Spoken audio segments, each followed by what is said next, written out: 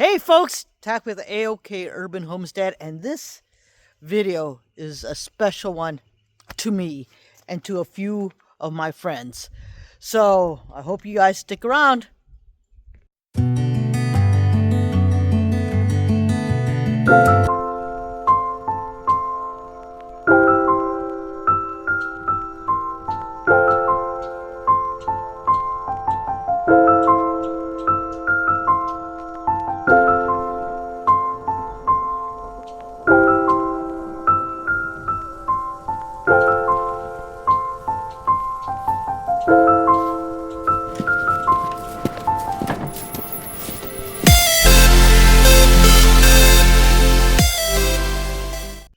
Well, folks, this is where it all started.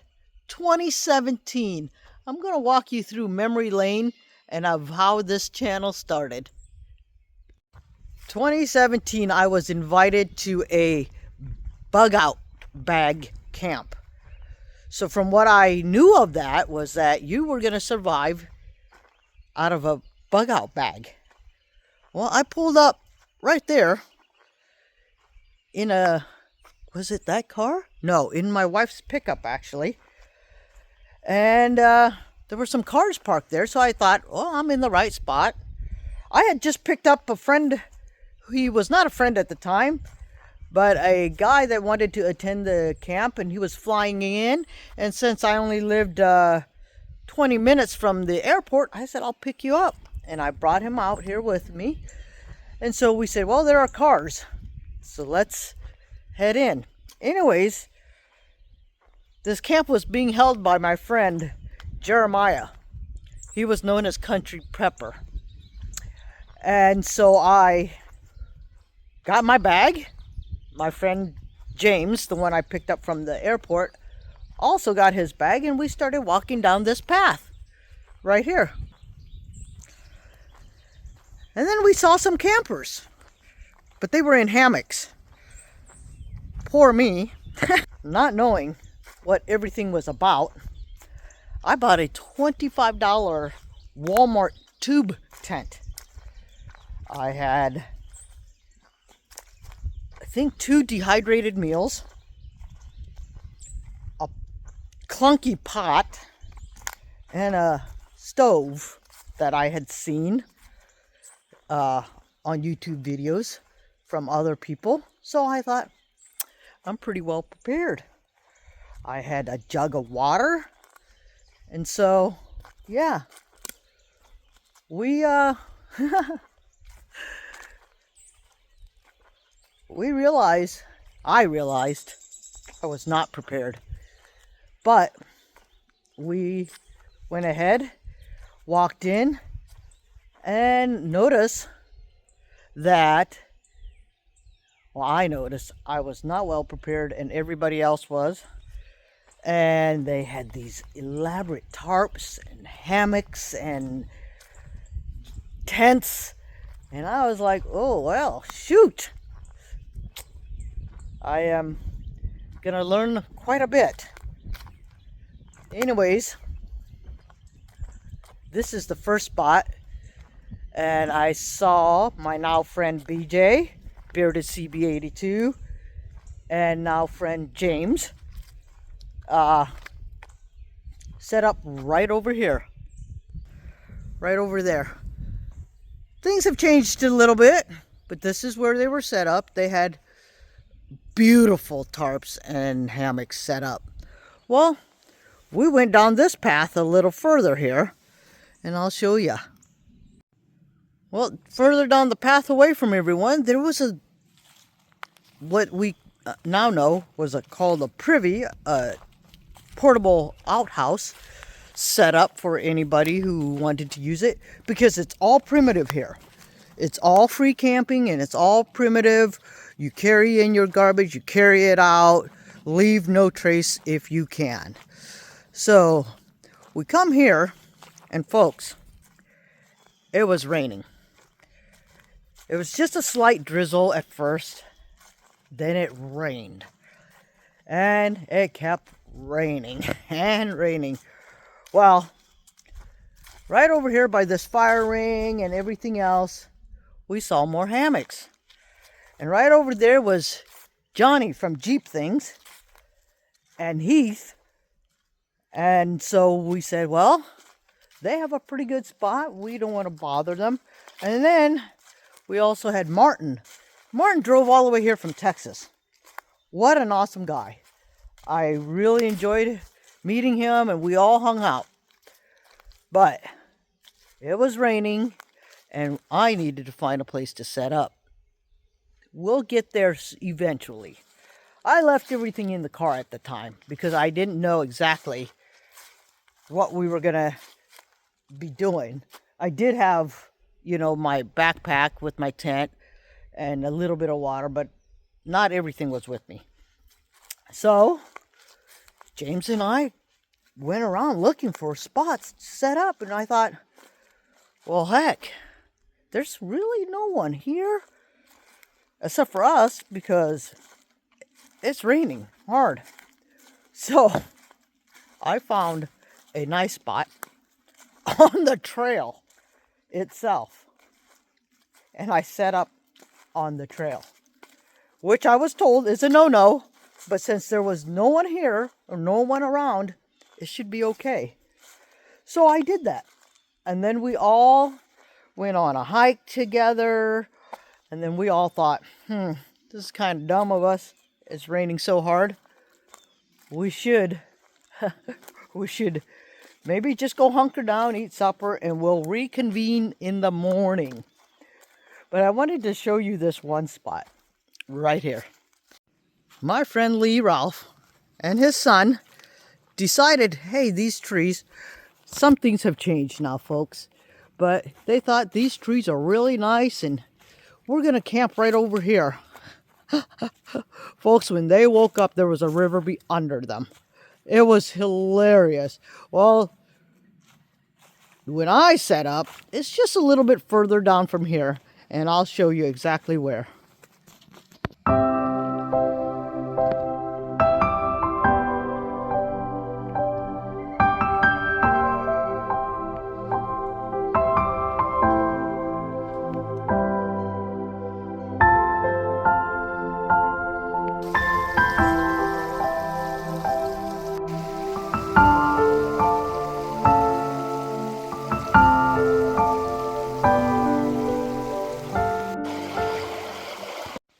So folks, I walked down this trail right here, and I thought to myself, wow, it's going sloping up a little bit right there. I should set up right up there. Yep. So I did. I set myself up on this top part right around here. Folks, that night it rained even harder. Like so hard that I felt like the ground was crumbling under me. Well, after a little while, I felt some movement under the tent. So I packed everything up, took off, got to the truck, put all the stuff in the back of the truck, grabbed my sleeping bag, and I slept in the truck the rest of the night. Oh my goodness gracious, guys. That was an awesome start to a bunch of awesome friendships. But anyways, I'll show you where I ended up in the morning by going out and setting up the camper van.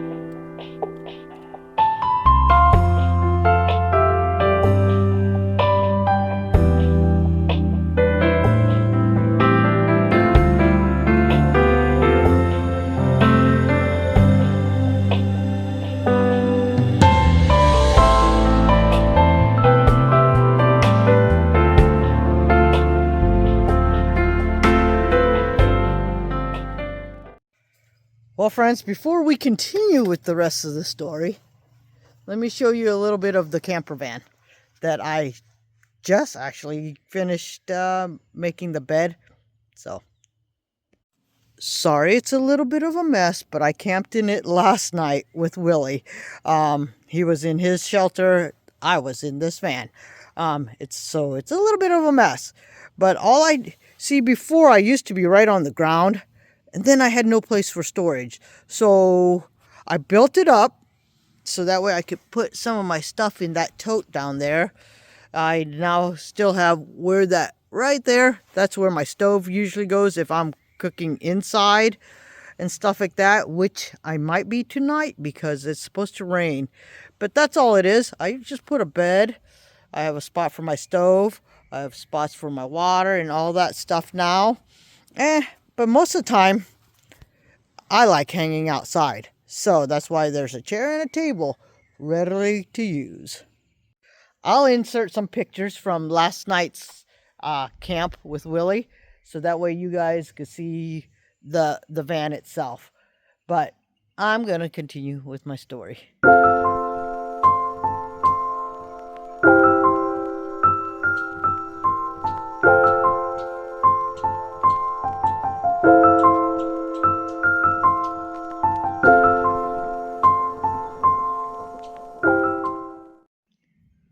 So this exact spot that I'm sitting in is where night 2 took place. This is where I set up the tent, right next to the parking lot. Right there, see? Yep. Because it was supposed to be raining, but not as bad anymore. But it was a mud pit everywhere. Well, that Saturday, because that was Friday, that Saturday, even Willie came out with this giant canopy so that we would all have a dry place to hang out underneath it. But it was a mud hole, guys. So we all came over right over there by that fire ring. Somebody went home and got a bunch of firewood, and we had a fire. But before all that happened, I noticed these guys were all carrying around cameras and microphones and these tripods. And I said, what in the world is going on? Like, yeah, there was only a few of us that did not have that. Martin, James, and I think we're the only ones. And Lee's son. Lee's son did not have one. Anyways, I said, what are you guys doing? Like, they said, we're YouTubers. I said, a what? A YouTuber. I said, oh, what does that mean? They said, we all have YouTube channels. And I would link them into the description box, the ones that still have channels, of course.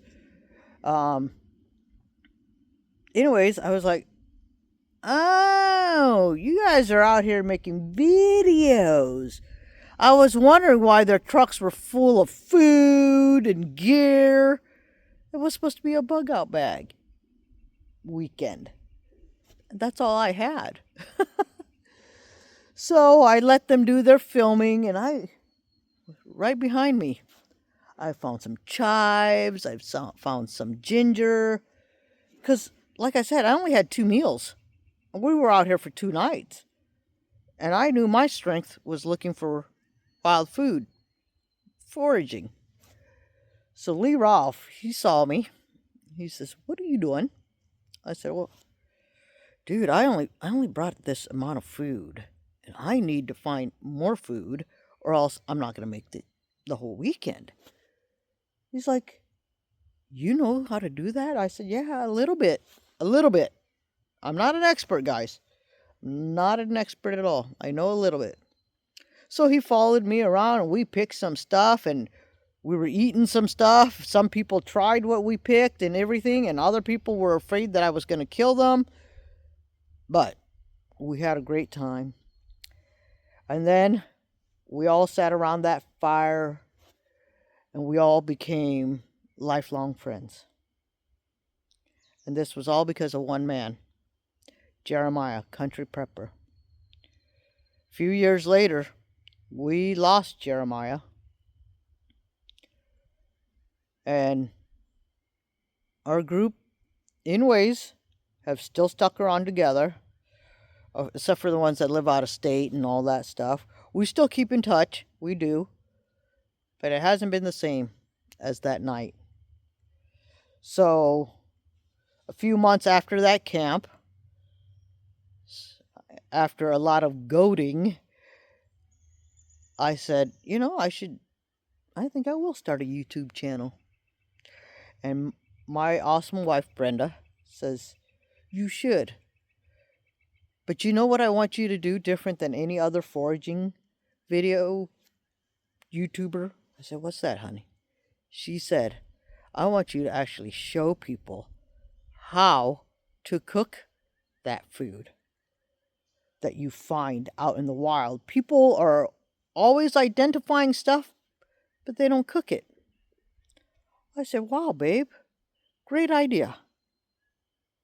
And then a few weeks later, I started a channel, but I named it I misspelled the name. So when I went to go try and change it, they wouldn't let me for 3 months. So it was almost winter, and I decided, well, then I'll just do some videos here and there. And then my phone died, and Christmas time came around, and Brenda gave me my first GoPro. And folks, 8 years ago, that's how this channel started.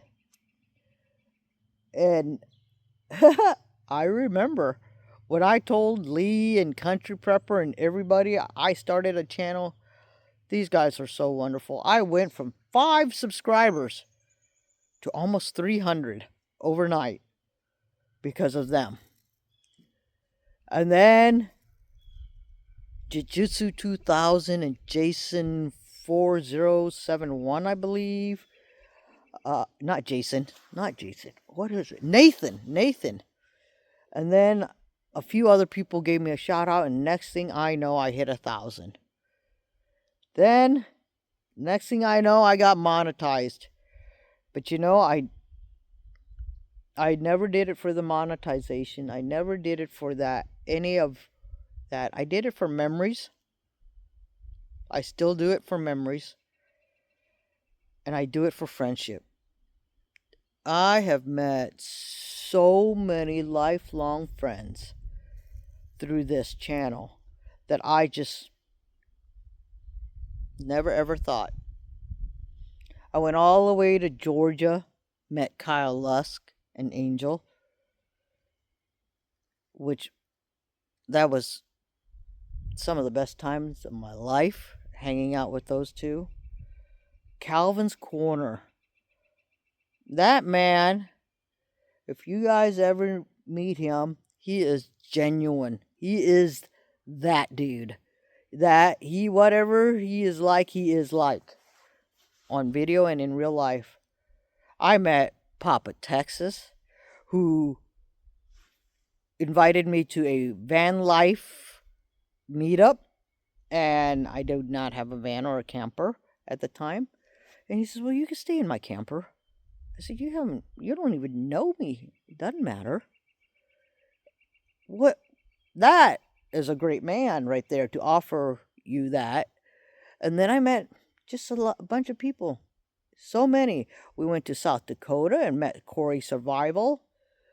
I've been to Utah and hung out with Jason Williams and his whole family, guys. They took me hunting. Got my first mule deer because of them.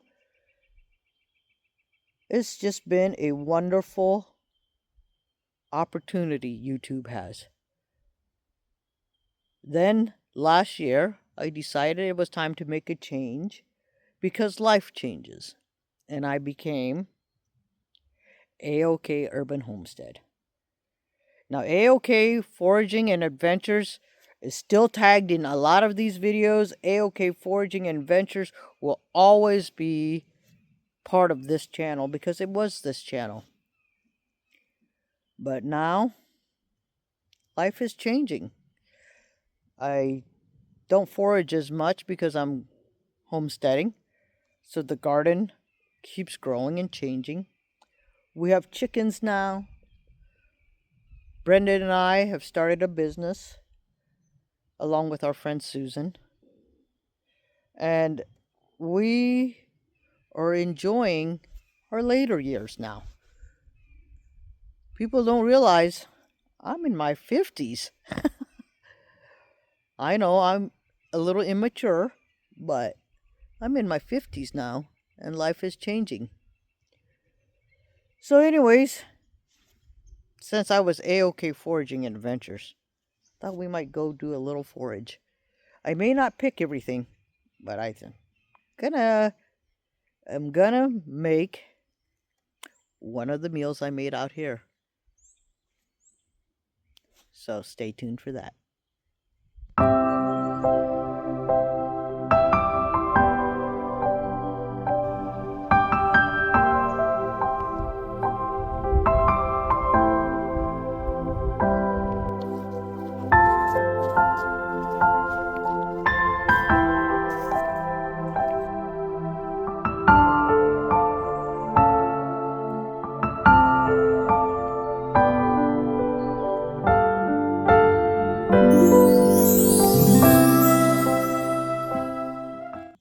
All right, well, I'm hiking along and I wanted to show you guys this is interesting to me, but it may not be for you. But check this out. So I found this bottle and it has a bunch of what looks like moss growing in there. And in that moss, there's actually some plant life, some flowers growing in there. And that is nature for you guys. Wow. All right, so in the spirit of me used to be A-OK foraging and adventures, I found some stuff that I'd like to share with you guys. So here's the first thing. All right, guys, these are very, very beautiful, called Spring Beauty. Yeah, identified with the 5 petal leaves, and there's like these veins that come out of the petals that makes it purplish. I can't get it to focus very well, but yeah, those are Spring Beauties. Oh, I see some more stuff. Let's head over there. These guys are wild leeks, known as ramps. A lot of people forage for these. If there was a lot more, I would pick some. So if I find a big patch, I might pick a little bit for supper. Because, like I said, I'm trying to make a supper of the first time I had supper out here. Oh my goodness, I could see these from so far away, and they're magnificent. Guys, these are Trillium nivalis. Some people, I mean, I think that's what they're called. Trillium nivalis, Trillium nivalis, I don't know, but it's Trillium nivalis, Navale. So if you guys know the correct pronunciation, I don't know how you're going to tell me, but anyways, that is a Trillium nivalis. Beautiful, beautiful, beautiful. We also have purple trilliums here, but they come out later in the year. Guys, that was 3 good finds for March, you know. Normally we have a lot of snow right now, so the trilliums are good for inflammation, cramps, things like that. But I usually don't pick trilliums only because they're beautiful. Leave them alone. I don't know. Some people will pick them. I just won't. I will pick some ramps if I find a big patch, and I will tell you guys to please pick responsibly. Make sure you do not get the bulbs. That way they can come back every year. Just get leaves from, 1 or 2 leaves from each plant. Go to the next plant, take 1 or 2 leaves, and keep going. That's how you pick leeks or ramps responsibly. But I do see a big patch, but it's not quite that big. I may take just a couple leaves here and there. So, yeah. All right, so I'm going to show you how to kind of identify the ramps. You see they go down. They're one stalk per plant. And see, these only have 2 leaves. I'm not going to harvest any, but if they had more, I would harvest 1 leaf. This one is a red leek or a red ramp because of the red veins that come out. They're all also white ones here in Iowa. So, like I said, I would love to pick some for supper, but since they are only on their 2 leaves, I am not going to pick any. Well, guys, the sun is trying to come out. I need a little lunch. It's 1 o'clock. I think I will save supper that I can cook inside the van. There's a storm heading this way around supper time. So I'm just gonna, I think, fry up a burger.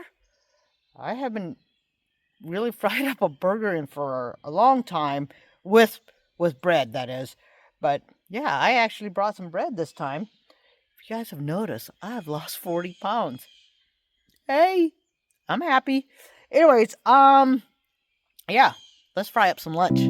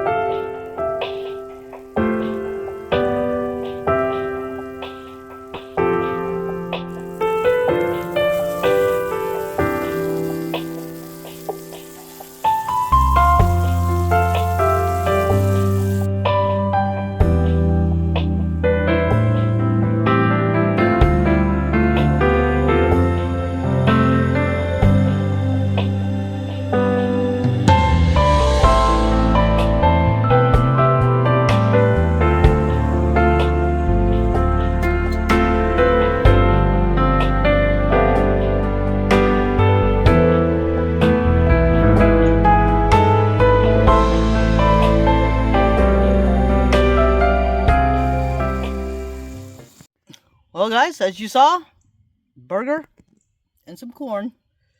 That's for lunch. And then, I don't know, I was thinking I might go get some firewood, but I am not sure yet. If I do, I'll let you know. Well, friends, that lunch was absolutely delicious. But the sun is out. I don't want to lock myself up in there and start reading a book yet. So I think I'm just gonna go for a walk, or I don't know. Just do something. Man, they have a bad gopher problem here. Look at this. Gopher or mole or something. Folks, you see this calm river behind me? There's more to this story of when we were here. It wasn't that calm. In fact, since it rained so much, it was high up. Very high up. And Lee Ralph's son had brought his fishing pole. And people told him, "You're not going to catch anything with that high rushing water." He says, "Oh yeah, watch me." Even I had my doubts. I mean, folks, it was raging. It was high. It was up in the banks. Shooting. Sure as shooting. He caught a fish. He caught a catfish. And you know, Lee said, "My son, if he says he's going to do something, by God, he's going to do it." And that kid sure did it. Yeah, boy, he sure did it. Well, look at there. Squirrel's been storing some nuts in there. Oh my goodness, look at this tree, guys. Whoa. Look at that. It's not dead. Well, the tree may be, but look, it's giving life. Guys, I am making my way over to that tree right there. Look at it. Is that not so cool? Oh my goodness. I love it when things like this happen. I just love it. Well, folks, I've been out here enjoying this awesome walk. I didn't even realize I've been walking for an hour now. Just walking, not like a hike, or just walking at a steady pace and just really enjoying it out here. So, long story short, I came out here expecting to learn how to survive, right? Alone with just a backpack. Well, I got way more out of that weekend. I got lifelong friends. And when I say lifelong, I mean it. These guys, they would literally be at my door if I said I needed help. Because they know I would probably do the same thing for them. Well, I definitely know I would do the same thing for them. So I texted them and let them know where I'm at, and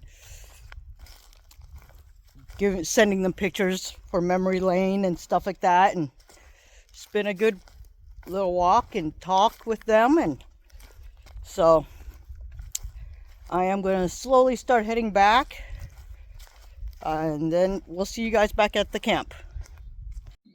Well, I'm back at camp. Fans behind me, of course. I'm kind of being quiet because turkey's gobbling over that way. Did you hear it? I don't know if you heard it. But I'm gonna sit here quietly, hopefully, because they're heading this way. I can pick up the camera and get them if they head this way. Well, guys, I don't know if you guys can tell, but it is clouding up. The wind is starting to pick up a little bit. So I am gonna pack up the table and the chair and head inside the van, and I think I'm gonna edit some videos, finish reading some more of my book until it's supper time. Well, guys, I'm inside for the night, and I don't think I've ever even shown you guys really, like, look at that, how much space I even have. I can't even touch it with my head. Yeah, I have these lights that Brenda gave me. Just decorative. They're not for any real big use or anything. They do help when I don't, when I don't want to attract a lot of attention to the van. I do have curtains that go onto the sides and the back.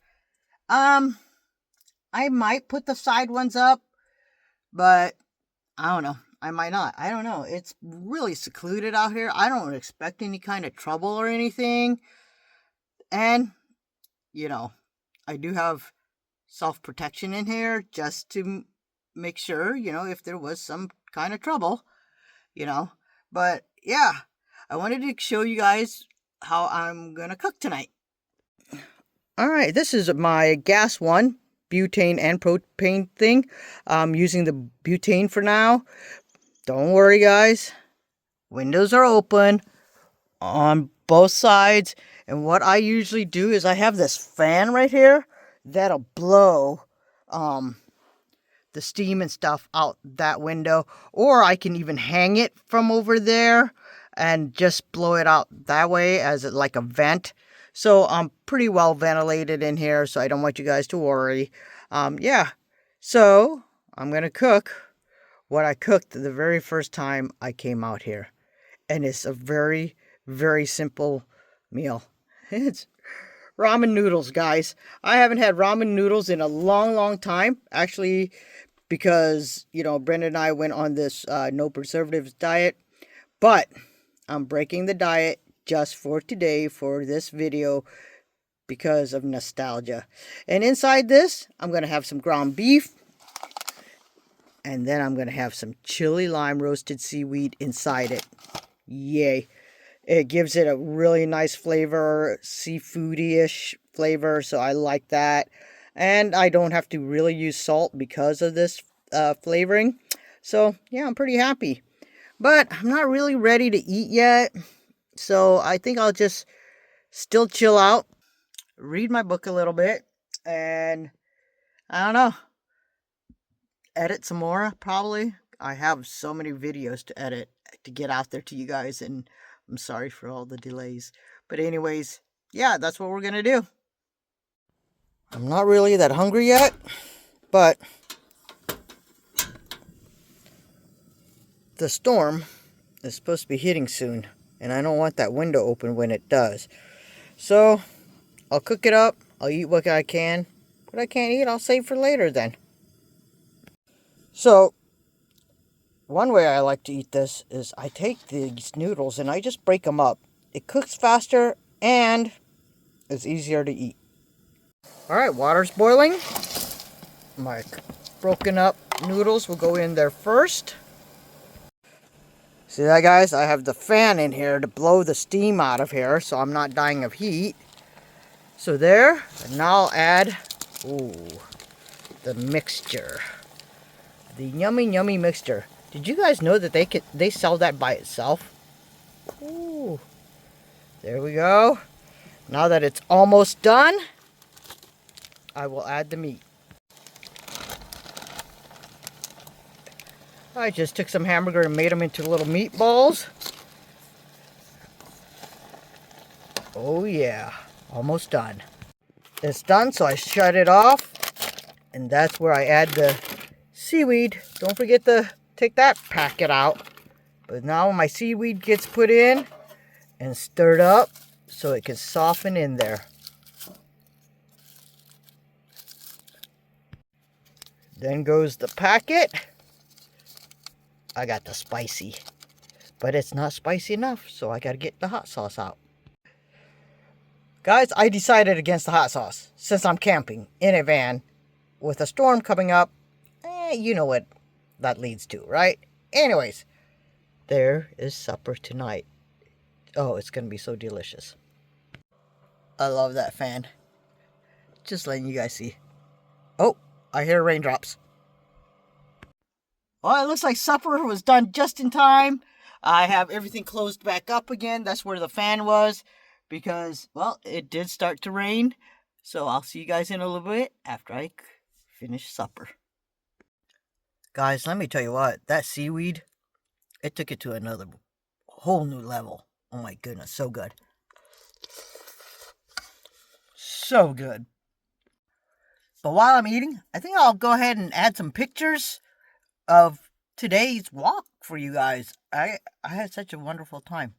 Thank you for joining me.